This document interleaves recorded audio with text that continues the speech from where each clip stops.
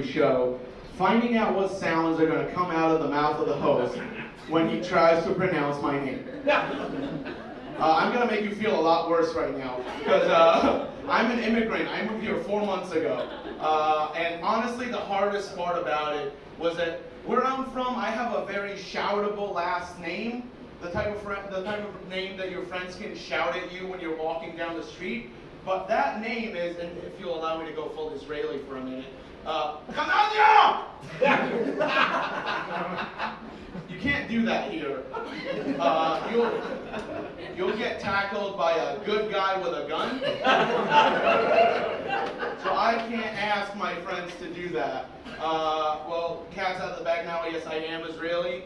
I get a lot of weird looks when I tell people that because I did serve in the army. But I will have you know that I did more to free Palestine as an incompetent IDF soldier than any activist ever. Okay? I once made a mistake and I crashed 3 drones. Have you guys ever freed Palestine out of $1 million worth of U.S. taxpayer money? I have. You know, do you know how many gay Palestinians weren't spied on that night? Thanks to me. Okay, where's my plaque, guys? Yeah, so I moved here because I was honestly sick and tired of the Jews controlling everything. Because you know, back where I'm from, that's just like a fact. It's not a conspiracy theory. So I moved to Brooklyn.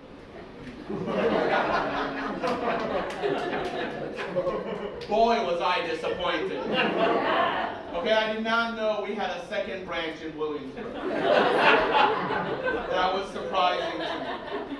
So since I've been here, I started like researching a lot of Jewish conspiracies because I want to know what I'm being accused of. You know, it's like, read me the charges, officer. I think my least favorite one is the Jews control the weather. That makes no sense to me because the average temperature in Israel is 105 degrees Fahrenheit. No one does that to themselves on purpose. Could you imagine 2 Jews with a weather machine just like, hey Shlomo, you know how we have that weather machine and our whole thing is very thick coats? Let's make it super uncomfortable for us. You know, fuck the Jews, am I right? So yeah, I started seeing a new girl recently. By seeing, I mean we're fucking and I don't know her last name. She asked me, we were in bed one day, she asked me if I have any jokes about her. And that was a real make or break moment for me because that's the joke I have about her. And I was like, you know what? Yes, and here's the joke. And then she laughed and said, ha ha ha, okay, but here's my last name. But I did not ask. You know, she asked me if I have any jokes about her, and then proceeded to ruin them. Which is not cool, you know, but so I came up with a new one. She told me she has a Jew fetish, which was very surprising to me. I did not know anti-Semitism swings both ways. But then she told me she was Jewish. Which, like, if you're Jewish, liking other Jews is not a fetish, it's just pleasing your mom.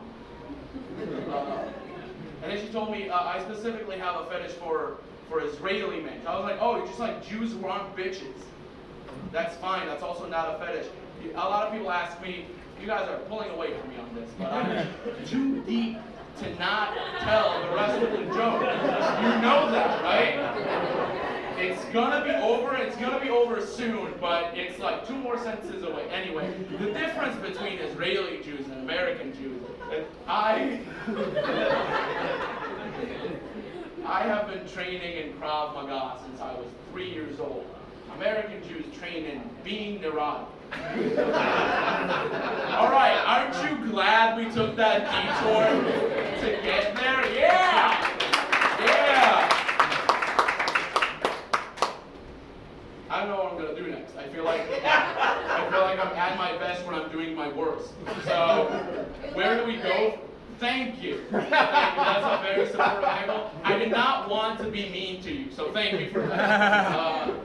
That was my time, everyone. Thank you so much. Yeah!